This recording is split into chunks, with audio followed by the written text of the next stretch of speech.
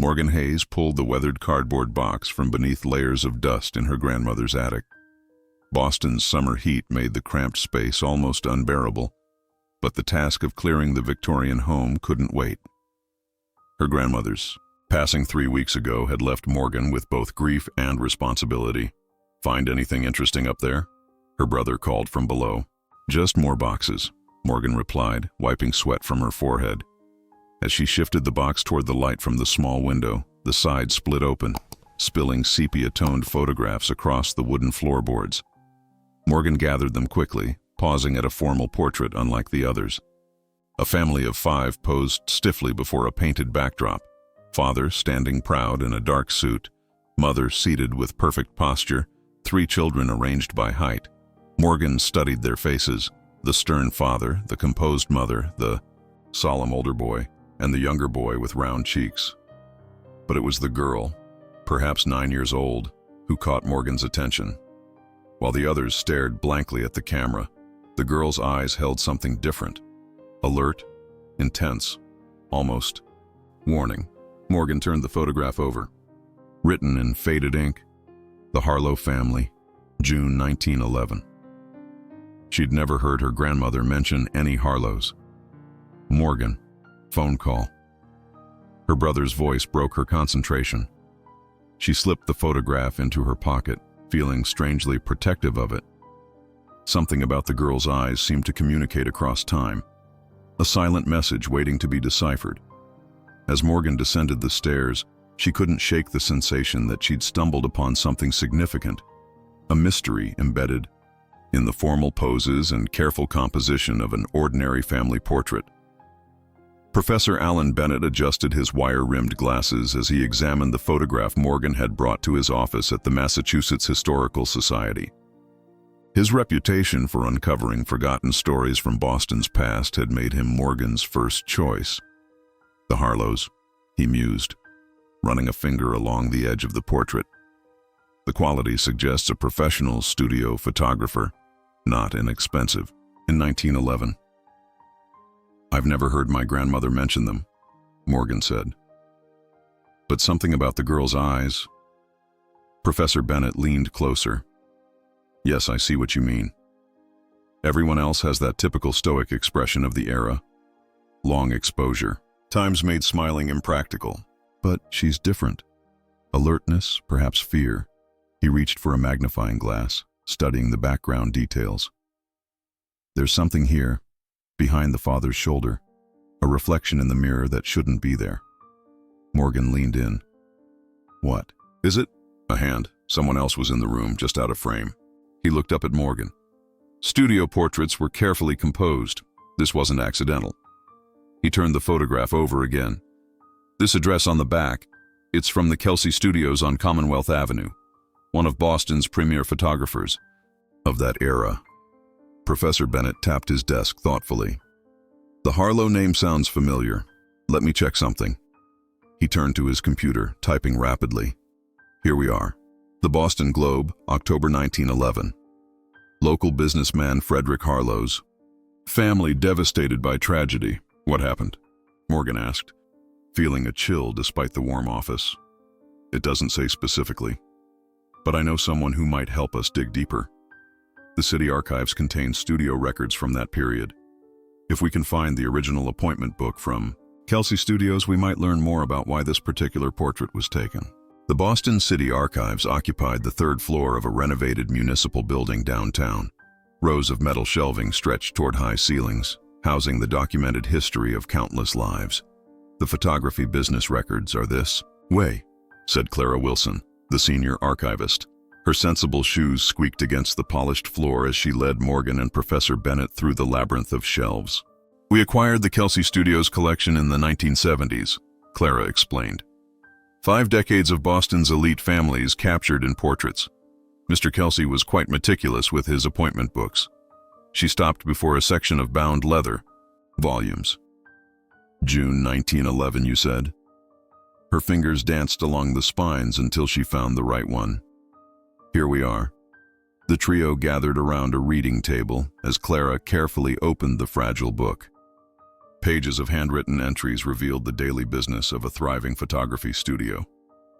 Harlo, Harlo, Clara murmured, scanning the entries. Here, June 17th, 1911. Frederick Harlo and family. Paid in full. Special request noted. What was the special request? Morgan asked. Clara squinted at the faded notation. It says, per client instruction, include the nanny and portrait setting. That's unusual for the time. Domestic staff weren't typically included in formal family portraits. Professor Bennett frowned. But she's not in the photograph. Look again, Clara said, pulling out a different ledger. This is the negative log.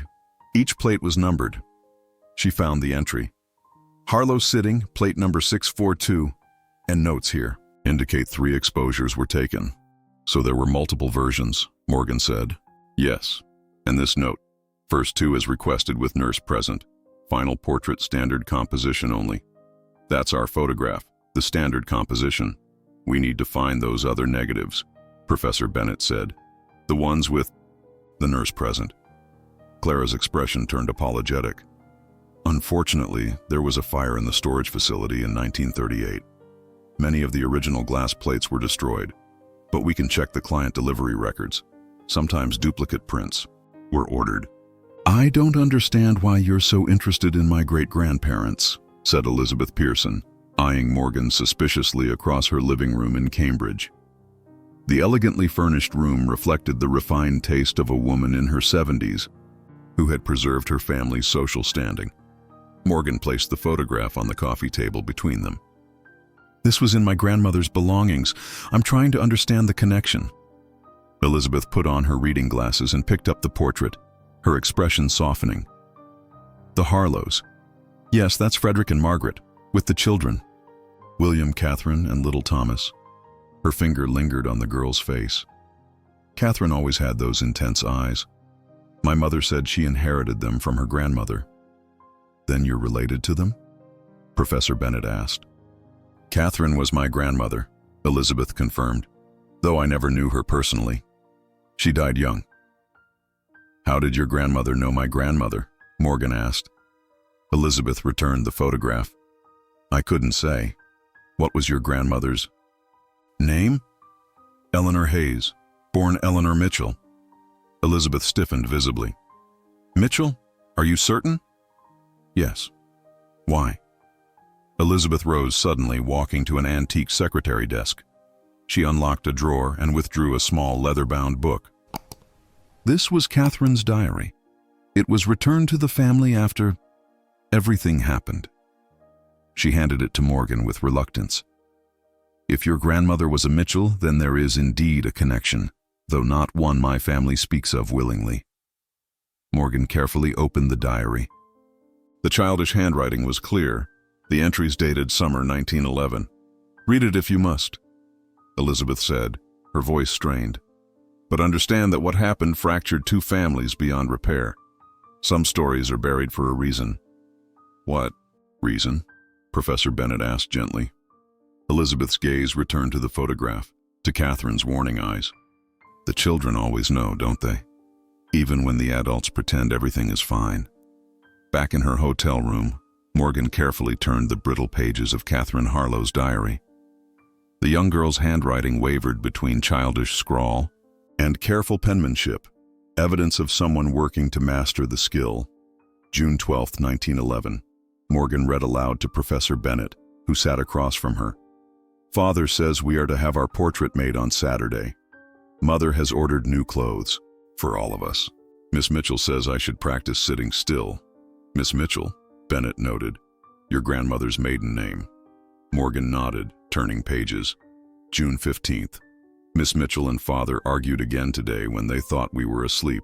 Thomas heard them too. He asked me why Father calls Miss Mitchell by her first name when Mother isn't there.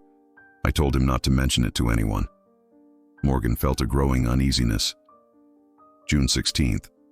Mother has been in bed all day with one of her headaches. Miss Mitchell brought her tea and medicine. Later I saw Father and Miss Mitchell in the library with the door closed. They stopped talking when I entered. Bennett leaned forward. What about the day of the portrait? Morgan turned to June 17th. Portrait day. The photographer's studio was hot and smelled of chemicals. Mother insisted Miss Mitchell come along to help with our clothes and hair. Father arranged us all carefully, but then the photographer asked Miss Mitchell to stand in the picture too. Mother became very upset. They took one picture with Miss Mitchell behind Father, then one with her standing to the side. For the last one, Mother insisted Miss Mitchell wait in the outer room. On the carriage ride home, no one spoke at all.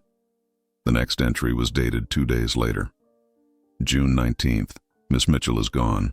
Mother says she has taken a position with another family, but she left without saying goodbye. Thomas cried when I told him. Father locked himself in the library all evening.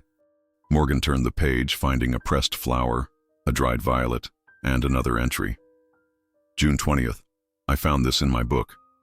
Miss Mitchell always put violets in my hair. I think she left it for me. I think she had to go away because of the photograph, because of what it showed. The Boston Public Library maintains newspaper archives from that period. Professor Bennett explained as they navigated the grand staircase of the library's main branch. If something significant happened to the Harlo family after the photograph, it might have been reported. The microfilm room was cool and quiet, populated by a few dedicated researchers hunched over machines. Bennett expertly loaded the spool containing the Boston Globe from July through December 1911. Let's start with October, when that first article mentioned the family tragedy. Morgan suggested. Bennett advanced the film until reaching October. Headlines.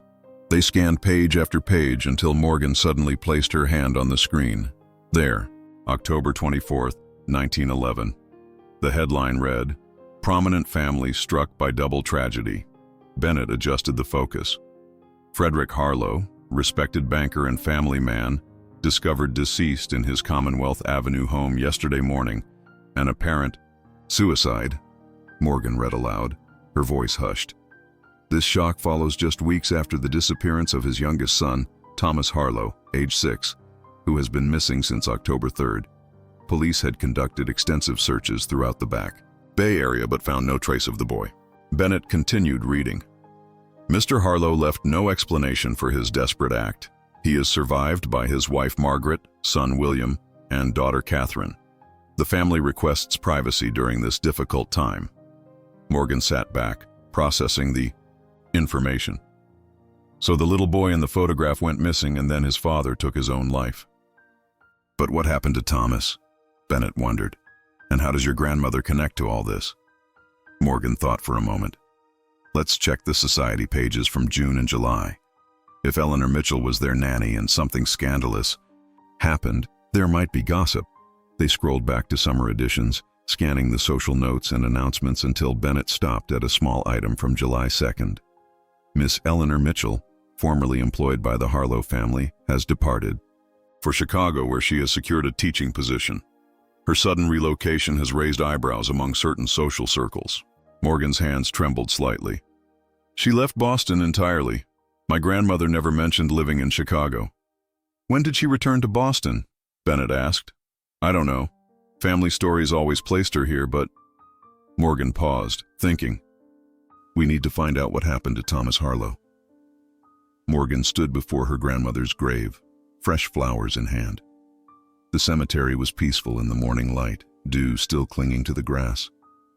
I wish you could tell me, she whispered, placing the bouquet against the headstone. What were you to the Harlos? What did you know about Thomas? As she stood in reflection, her phone rang. Professor Bennett. Morgan, I found something remarkable. His voice crackled with excitement. Birth records from Chicago, December 1911. A boy born to unmarried mother Eleanor Mitchell. The child's name? Thomas Mitchell. Morgan sank onto a nearby bench. My grandfather. I believe so. The dates align perfectly. Eleanor Mitchell leaves Boston suddenly in July 1911, arrives in Chicago, and gives birth in December. She was pregnant when she left, Morgan realized. But was it Frederick Harlo's child? Is that why she's in the photograph but then removed? Why Catherine's eyes look so worried? There's more, Bennett continued. I checked Thomas Harlo's missing person case. The police investigation noted he had a distinctive birthmark on his left shoulder, a small crescent shape. Morgan's breath caught. My grandfather had that exact birthmark. My mother mentioned it once. She called it his little moon. I think your grandfather and the missing Harlo boy were the same person, Bennett said quietly. The timing, the name, the birthmark, it's too much for coincidence. But how? And why? I have a theory. The final piece came from property records. In 1915, Margaret Harlo sold their Boston home and moved to Europe with her remaining children. The same year, Eleanor Mitchell returned to Boston with her son. Morgan looked across the cemetery's peaceful expanse. A secret arrangement? Eleanor takes Frederick's illegitimate child and raises him as her own, while the Harlos report their youngest son missing to explain his absence. It would have preserved both families' reputations in an era when scandal could destroy everything, Bennett reasoned. But then Frederick couldn't live with the deception. And my grandmother kept the photograph all these years, Morgan whispered. The evidence of what really happened. These were hidden in a compartment in my grandmother's jewelry box, Morgan explained, carefully laying out yellowed envelopes on Professor Bennett's desk. I never noticed it before. The letters, arranged chronologically, spanned from 1911 to 1947. Each envelope bore the same elegant handwriting, addressed to Eleanor Mitchell at various locations. Bennett donned cotton gloves before opening the earliest letter, dated September 28, 1911. My dearest Eleanor, he read, the arrangement is complete. Margaret has agreed to the plan, though not out of kindness but necessity.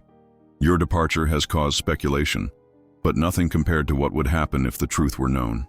Frederick is inconsolable. He speaks of confession, of abandoning everything to join you. I have counseled against this madness. The children remain our primary concern, all of them. The letter was signed simply C. Catherine, Morgan said. She was only 9 years old in the photograph, but these letters are from years later. They moved to a letter from 1912. Eleanor, news has reached me of Thomas's birth. Frederick knows nothing of this, as we agreed. Margaret has convinced everyone that young Thomas wandered from the house and met with tragedy, though his body was never found. The deception weighs heavily. Frederick spends his days at the bank and his evenings locked away with a bottle. I fear for his state of mind. The October 1911 letter confirmed their suspicions. The worst has happened. Frederick could not bear the weight of our deception. He left no note, but I know his heart could not reconcile losing both you and his son. Margaret plans to take us abroad once affairs are settled. I have secured the remaining photographs from Kelsey's studio, the ones showing you with us. I will keep them safe until we can determine what to do. Bennett looked up at Morgan. Catherine Harlo was protecting your grandmother and your grandfather. She was just a child when it started, Morgan said. But these letters continue. For decades, she maintained the secret her entire life. The final letter from 1947 was most revealing. My dear friend, after all these years, I believe it is time Thomas knows the truth of his parentage. William has passed, and Mother follows soon. There is no one left to hurt with the revelation. The portrait I returned to you shows us all as we were, before the fracture. Those who see it might notice my eyes. I knew even then that something was terribly wrong. Children always know. Thomas has Frederick's eyes and spirit. I hope someday to meet the man my brother has become. Morgan sat across from Elizabeth Pearson once more, this time with greater understanding between them. Catherine knew everything, Morgan said gently. She maintained correspondence with my grandmother for decades. She was the guardian of their secret. Elizabeth nodded slowly. Catherine was only 9 when it happened, but she was observant beyond her years. The adults thought children wouldn't understand, but she saw the glances, heard the whispered arguments. Did you know, Morgan asked, about my grandfather? Not until Catherine was very elderly. Near the end of her life, she told me about her American brother, the boy who disappeared but never truly died. She made me promise to keep her letters safe, but never showed them to me. Elizabeth sighed deeply. She carried such guilt, not for what happened between your grandmother and her father, She was too young to judge that. But for the deception afterward, the photograph troubled her most of all. Because it captured the moment before everything fell apart, Morgan suggested. Because it was evidence of a lie, Elizabeth corrected. The final portrait, the one without your grandmother, became the official family image. It appeared in Frederick's obituary, in family albums. But Catherine kept one of the earlier exposures, the one with Eleanor Mitchell standing behind them. She said the truth was in that image, in her own eyes, watching her father's hand rest too familiarly on your grandmother's arm. Morgan took out the photograph that had started her journey. This is the official version, without my grandmother. Elizabeth studied it. Yes. Catherine told me that during the sitting she realized what was happening, that plans were being made to send Thomas away with Eleanor. That's why she looked so distressed in the portrait, not because she didn't understand, but because she understood too well. Did she ever meet my grandfather? Morgan asked. No, she wanted to, but by the time she felt it was safe, he had passed away. Too many years of secrets and separation. Elizabeth reached for Morgan's hand, but she would be pleased to know that you found your way back to this story, that you looked into her eyes across time and heard what she couldn't say aloud. The exhibition at the Massachusetts Historical Society drew a modest crowd. Glass cases displayed the Harlo family materials, the portrait, Catherine's diary, select letters, and newspaper clippings, alongside items from the Mitchell-Hayes collection that Morgan had donated. Hidden in plain sight, a Boston family secret, Professor Bennett read from the brochure. A fitting title. Morgan surveyed the room where descendants from both families mingled, many meeting for the first time. Elizabeth Pearson sat in conversation with Morgan's mother, the two women discovering connections and shared stories. I never understood why my grandmother kept that photograph, Morgan said. She had no other mementos from her time with the Harlos, just that one portrait where she isn't even present. But she is present in a way, Bennett replied, in Catherine's knowing eyes. In little Thomas, who became your grandfather. In the story the photograph tells when you know how to read it. At the center of the exhibition stood an enlarged reproduction of the recently discovered second exposure. The version with Eleanor Mitchell standing behind the family. The museum had digitally enhanced it, bringing clarity to details lost in time. Eleanor's youth and beauty were evident, as was Frederick's protective stance near her. Most striking was Catherine's direct gaze, no longer seeming fearful but watchful, protective, a child carrying an adult burden. What would have happened if they'd made different choices? Morgan wondered. Different tragedies, perhaps. Bennett suggested. Different secrets. The past can't be changed, only understood. A young girl approached the display, peering intently at Catherine's face in the photograph. She looks like she's trying to tell us something, the child observed. Morgan smiled. She was. And finally, after all these years, someone heard her. Outside, Boston's streets bustled with modern life, indifferent to the dramas of those who had walked there before. But inside, two families separated by secrets and circumstance had found their way back to each other, guided by a girl's warning eyes in a portrait from 1911, a captured moment when everything seemed calm, except for the truth that couldn't be hidden.